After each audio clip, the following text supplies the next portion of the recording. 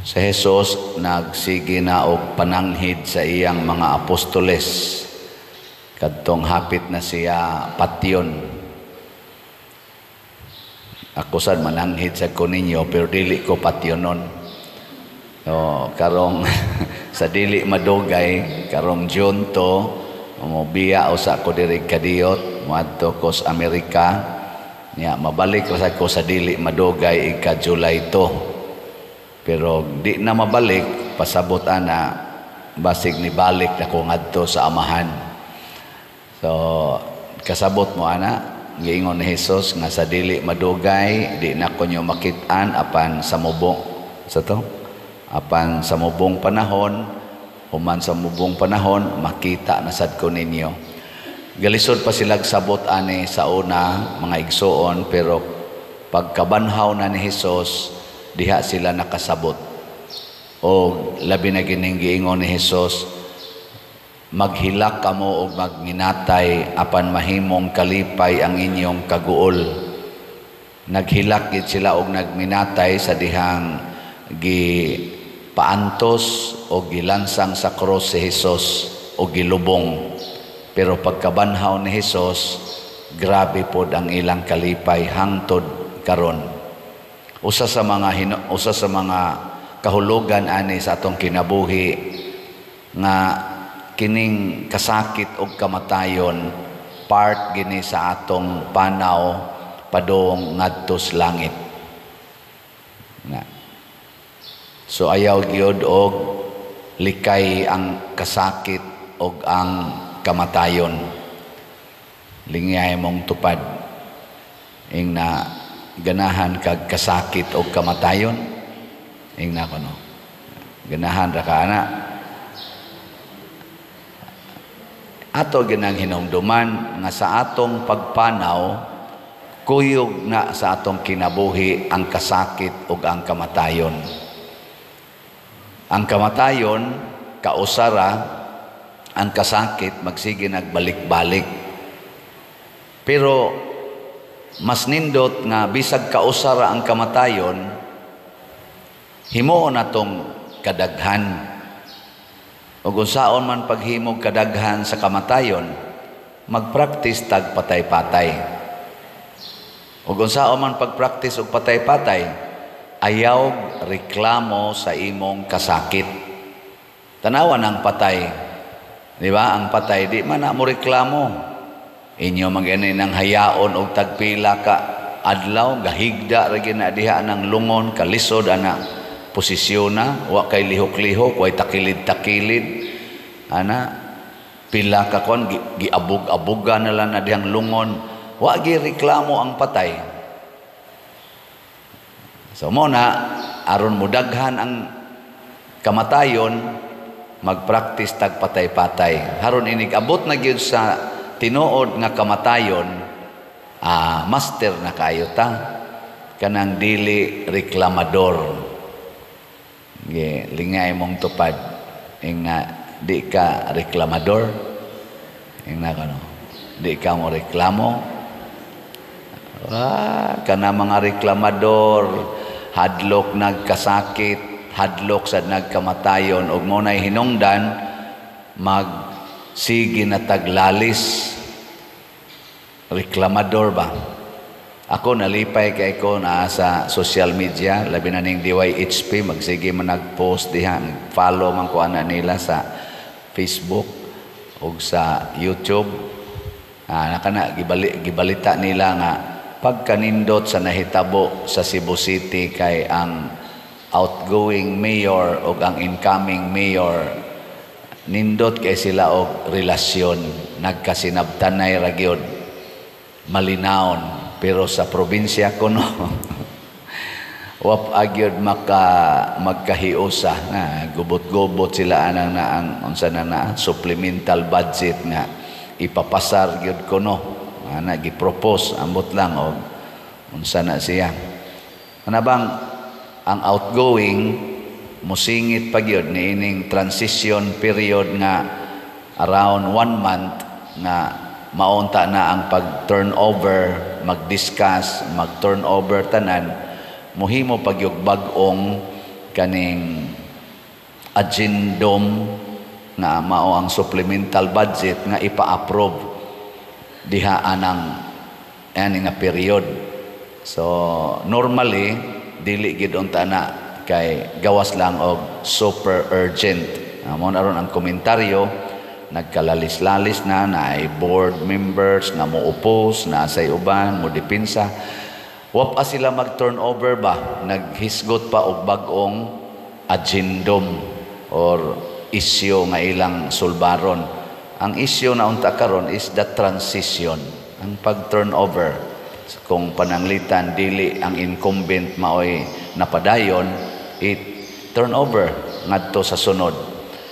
Haron smooth basin og naa pay dili makadawat sa resulta sa eleksyon, kay sakit baya ang pagdawat sa kamatuoran nya. Og dili ta mo reklamo tas kasakit, mangita gitag paagi to appease our pain nya. Usahay ang atong paagi sa pahupay sa atong kasakit, atong i-justify or atong gunitan ang nakapalipay nato, di nato i-let go nya. Kun mo kupot na taan ang nakapalipay nato, bisag angayan na giduntang i-let go, musamot ang atong kasakit, maapektuhan pagid ang uban. Example, imong bana moadto na sa silingan nya, gusto jud ka kay ang imong kalipay nga siya faithful gid nimo isip asawa nya, unsaon man gyud natintal man gyud siya ng inyong silingan, unsa man kuptan o i-let go. Kung mag-practice kag patay-patay nya, naasad makabot nimo ang kalinaw, let go. Ingna siya, kung saan ka masaya, suportahan ta ka nya. Imo pag yung pakapinan, I'm just here for you. Awa imong bana, mubalik ra na sa ikog ingna, o ikaw gyud ang iyang pinakaslan nya, natintal ra na siya, mubalik ra na nya. Nganong mubalik man siya? Kay naaman ka nga anda mo dawat niya nya. In that sense, nagpractice na kag patay-patay, di ba? Way reklamo, gilingay mong tupad ingna. Sayon ra nimo ang pag-let go ingna. Ininglisa lang sa gamay ba ingna, sayon ra ang pag-let go ingna kana be. Oh, mga kusugay ta ng attachment nya. Maura ba na yung mag times 2 sa atong kasakit? Ako wajud ko ma-attach din sa parokya, og balhinon ko okay ra gyud, pero ako lang sang kaya na may transition og naagi mo puli nako dinhi, og di gyud to paminaw ng atong request nga magpa-extend usa ko aron ma-settle ning bayronon. I-turn over lang po na nako ang 50 million haron bag-o na mo pari dinhi nya. Kamo na sigig bayad anang 50 million og dawaton. Pero moingon sa dang pari nga ma-assign diri, ay di lang ko ana padri kay murag bugat makinastanan. Moingon ra sa ko, tagay lang ko enough time kay ako ning sitolon, di ti kahasolon. Kay ako kami may nag-approve ani nya. Mao man ni siya gidali-dali namo kay ni-take mi sa kaning opportunity nga makaya. Ala sige, ako ning padayonog settle nya. Ika-settle na, pwede na ka mo balhin dire nya. Asa ka ma-assign, adto lang sa niya ako dito. O ana no nya, ma-settle na to in kuan baron in 6 years. O sabi, ma-settle na to in 6 years. Igo na santing balhinay. Ana ragod na sabot-sabot, ano nga to maginang himuag dakong isyo. Og di sa tugtan, maingon sa siya, sige padre, ako kami lay bayad ana. Di magtagoy-tagoy kung lakaw dito, total naaman sad mong mubayad ana. Ana ragod, acceptance lang ba? Wala lay daghang isyu-isyu, tuga-tugag himog project kunya dili mahuman. Ay kinsa man say makatuo nga mahuman day na nato. Basta lang willing ta nga mo padayon. Mao na si San Pablo diri sa unang pagbasa Ilang gihimo ang pagsangyaw. Pero, wa man sila dawatas mga tao sa Korinto. Diin to? Korinto ba to? Wa man sila dawata. Wa yun mamugo si San Pablo. Ning lakaw lang po siya, padayon lang sa siyag sangyaw dito sa unahan. Siya, di man ka mo mudawat, di. Itak-tak ni namong abog sa mong tiil, padayon mi ngadto sa unahan. Ay lagpamugos, pugson man gina nimo nga mudawat na nimo nga di magyud ka madawat na niya. Di ba? Mao na sakit man ang di tadawaton, sakit Pero pag practice og patay-patay, dawata lang ang kasakit. Go through the pain without complain. Nya tagaan din kas Ginoo og kalinaw. Muna diri sa atong tubag sa Salmo, unsa may tubag nato sa Salmo, ang Ginoo nagpadayag sa kanasuran sa iyang makaluluwas nga gahom. Kinsa man ning kanasuran, katawhan. Pasabot ang tao nga moduol sa Ginoo ug magsunod sa iyang kinaiya, nga mudawat og kasakit ug kamatayon, maluwas. Ug unsa may timaan sa kaluwasan, matud pa ni Kristo, mubura ang atong kasakit, mubanos dayon ang kalipay. Pero magsige tag reklamo, di kita mudawat sa kamatuoran, di ta mudawat nga mapaubsanon, ang mubo nga kasakit mahimong lifetime nga agony. Lifetime nga agony. Pananglitan, di ka mudawat sa imong naong, imog yung usbon, kada nimo tan-aw sa samin, agony ginani mo. Di ba? Hangtod na gyud ka mamatay. Sige ra gyud kag agony anang imong naong. Pero imong dawaton imong naong, nga mao gyud na imong naong, ikaugma, relax na ka. Kung di ka kadawat sa imong bana, nya mauli man ginas inyo, palahubog king dako, musuyo pag yun, kagot pangipon.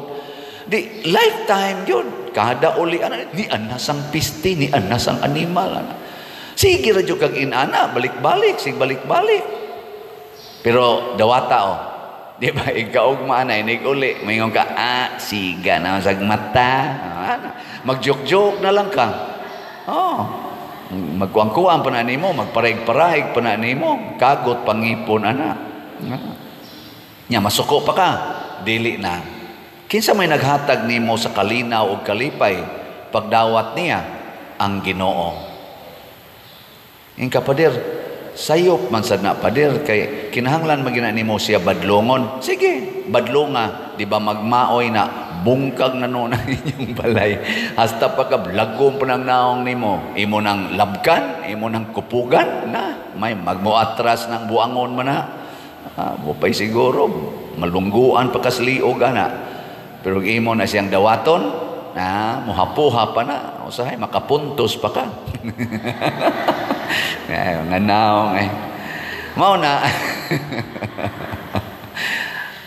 Ang solusyon di ay sa Ginoo, ayaw kahadlok sa kasakit, dawata, unya praktisig patay-patay, sa dili madugay, moabot dayon ang kalipay.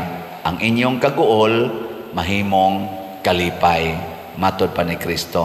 Ako naguol gud bitaw ko nga, hapit na lang ko mularga, wapag yun mahurot ang slat.